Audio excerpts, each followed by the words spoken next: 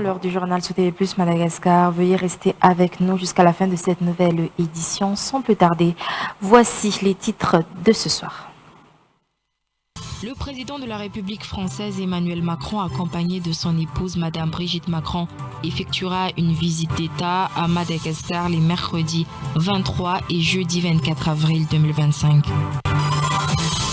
Plusieurs axes dans la capitale doivent être réhabilités avant l'accueil du 5e sommet de la Commission de l'océan Indien, d'après le décret sorti par le Conseil des ministres mercredi. Les attaques de Taxi Brousse reprennent sur la route nationale numéro 4. 2 cas ont été enregistrés pour ce mois d'avril, nous rapporte le commandant du groupement de Betsbook. Face à la recrudescence de cette forme d'insécurité, les forces de l'ordre sur place ont établi des dispositifs de sécurité pour mettre la main contre ces malfaiteurs. Aux États-Unis, Donald Trump s'attaque aux universités. Il accuse Harvard d'enseigner la haine et la stupidité pour faire pression sur l'institution. La Maison-Blanche brandit la menace de couper les financements publics. Le président de la République française Emmanuel Macron, accompagné de son épouse Brigitte Macron, effectuera une visite d'État à Madagascar les mercredis 23 et jeudi 24 avril 2025. Cette visite témoigne du caractère historique et stratégique des relations bilatérales entre la France et Madagascar, fondées sur une coopération multiforme et de longue date. La délégation française comprendra plusieurs hautes personnalités, dont des membres du gouvernement, des parlementaires, ambassadeurs et conseillers, ainsi que de nombreux acteurs économiques, parmi lesquels des représentants d'entreprises du CAC. Fitia Vanadoni. Un programme officiel dense et symbolique marquera cette visite d'État. L'un des temps forts de la première journée sera la rencontre en tête-à-tête entre le président Andradjuel et son homologue français, qui se tiendra au palais d'État d'Iavlou. Cet entretien portera sur les grands axes de la coopération stratégique entre la France et Madagascar.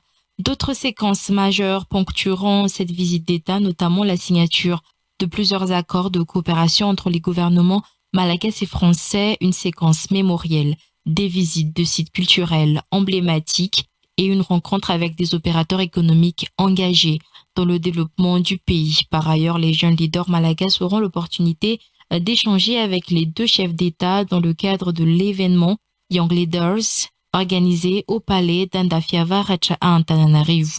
La France demeure un partenaire stratégique de premier plan pour Madagascar, avec une présence active dans les domaines économiques, culturels et sociaux. Le dynamisme des entreprises françaises implantées dans le pays et leur contribution à la création d'emplois illustrent la richesse de ce partenariat. La France soutient également la Grande Île dans divers projets socio-économiques par le biais de l'Agence française de développement et de l'Union européenne. Cette visite d'État marque une nouvelle étape dans le renforcement de la coopération bilatérale et ouvre la voie à une ère renouvelée de la collaboration entre la France et Madagascar, fondée sur la confiance, le respect mutuel et la solidarité. Plusieurs axes dans la capitale doivent être réhabilités avant l'accueil du 5e sommet de la Commission de l'océan Indien, d'après le décret sorti par le Conseil des ministres tenu hier mercredi. Le ministère des Travaux publics travaille déjà jour et nuit pour exécuter tous les travaux avant la date limite, d'après les explications du ministre des Travaux publics lors de sa descente au rond-point d'Akourndjani hier soir à 22h après le Conseil des ministres. Surabartan. Le Conseil des ministres d'hier a décrété la réhabilitation de plusieurs axes dans la capitale avant l'accueil du 5e sommet de la Commission de l'océan Indien qui se tiendra les 23 et 24 avril dans la capitale. Selon ce Conseil des ministres, les travaux de réhabilitation de tous ces axes devraient être achevés avant la tenue du sommet, d'après les explications du ministre des Travaux publics. Le ministère et les sociétés en charge de la réhabilitation des routes dans la capitale travaillent de jour comme de nuit pour respecter le délai imposé par le président Andradjuel, a souligné le ministre des Travaux publics, Rafitson Richard. Par ailleurs, le ministère des Travaux publics tient à présenter ses excuses aux usagers des routes pour la perturbation de la circulation occasionnée par les travaux de réhabilitation, surtout en cette période avant les fêtes de Pâques. Hier, le Conseil des ministres, le ministre des Travaux publics et le responsable des travaux ont effectué une descente au rond-point d'Akourndjani pour contrôler le déroulement des travaux. C'est le fonds routier qui est utilisé pour assurer le financement des travaux de réhabilitation de tous les axes dans la capitale, a tenu à expliquer le ministre des Travaux publics. Tous les travaux sont effectués selon les normes pour garantir la durabilité des infrastructures, selon le ministre des Travaux publics.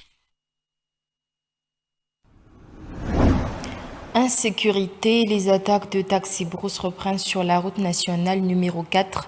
2 cas ont été enregistrés pour ce mois d'avril, nous rapporte le commandant du groupement de Beetsboek. Face à la recrudescence de cette forme d'insécurité, les forces de l'ordre sur place ont établi des dispositifs de sécurité pour mettre la main contre ces malfaiteurs et les efforts des forces de l'ordre ont payé puisqu'un bandit de grand chemin a été abattu cette semaine. Ftiavanadoni nous rapporte les détails. Ils étaient 6 bandits à avoir attaqué une voiture sur la route nationale numéro 4, reliant Antananarivo à Mahajanga. L'attaque s'était déroulée dans la nuit de mercredi dernier. En effet, depuis quelques jours, les attaques de taxi-brousse comme d'autres véhicules font leur retour sur la RN4. En un mois, 2 cas ont été enregistrés, une insécurité qui a alerté immédiatement les autorités sur place. Des dispositifs de sécurité ont été mis en place selon les explications du commandant du groupement de Beetsboek. Lors d'une conférence de presse, il a expliqué qu'une organisation a été mise en place pour que les taxi-brousses se fassent escorter par les éléments des forces de l'ordre dans les zones rouges en matière d'attaque. Les taxi-brousses se font escorter entre Maïvatanan et Njib selon les explications. De leur côté, les forces de l'ordre ont également établi une stratégie efficace pour épingler les malfrats. Ces derniers sont tombés dans un piège en s'attaquant à la mauvaise voiture. Dans la nuit de mercredi, les bandits de grand chemin avaient barré la route. Une fois la voiture engagée dans l'impasse, ils ont tiré un coup de feu. Les bandits ignoraient qu'il s'agissait d'une voiture des forces de l'ordre. Ces derniers ont donc riposté. Bilan, un des bandits a succombé. Un autre a été touché mais a quand même pu s'enfuir. Au total, ils sont 5 bandits à avoir pris la fuite. La multiplication de livres électroniques tue les écrivains selon l'affirmation d'un écrivain malagasy. C'est surtout la prolifération des ouvrages numériques libres de droits d'auteur qui condamne à l'oubli les écrivains. Pour mettre fin à cette situation qui porte préjudice aux écrivains malagasy, ces derniers sollicitent la prise de conscience de tout un chacun et invitent tout le monde à se tourner vers les livres en format papier pour mettre en valeur les écrivains. L'université d'Antananarivo, via la faculté EGS, va célébrer la journée internationale du livre vendredi 25 avril prochain. Charles Larceau. L'évolution de la lecture et du monde du livre se fait en parallèle avec les avancées technologiques.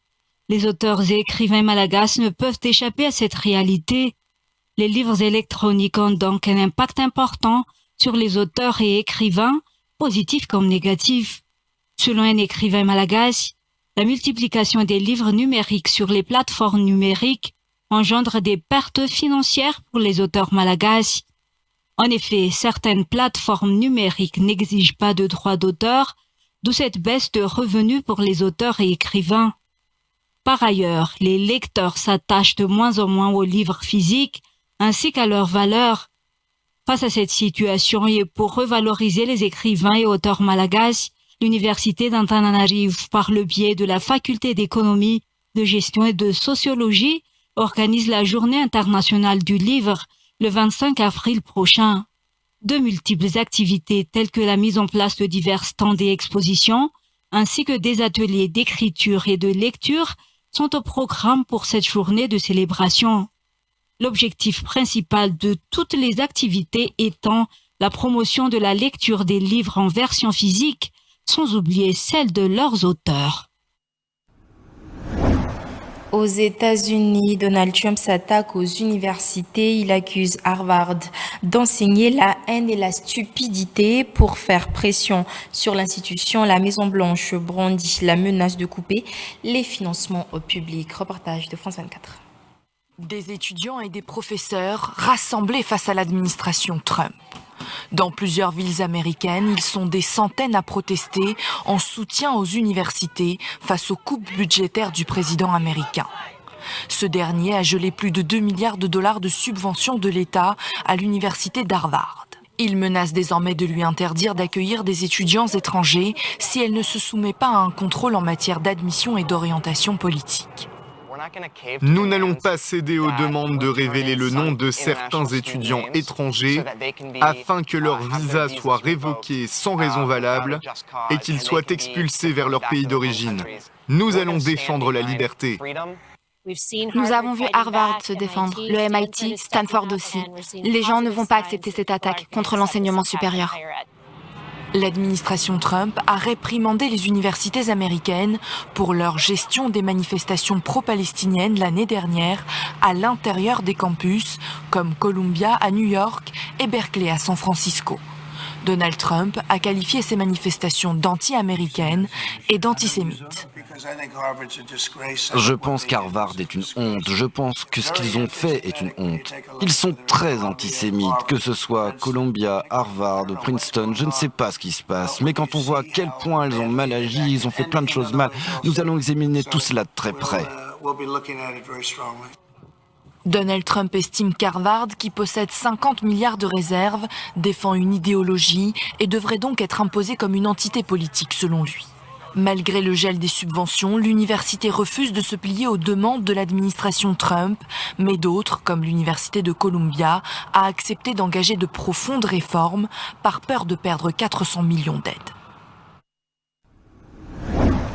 Merci d'être resté jusqu'à la fin de cette édition. Soyez également au rendez-vous dans le journal en version malagasy à 19h30. À très vite.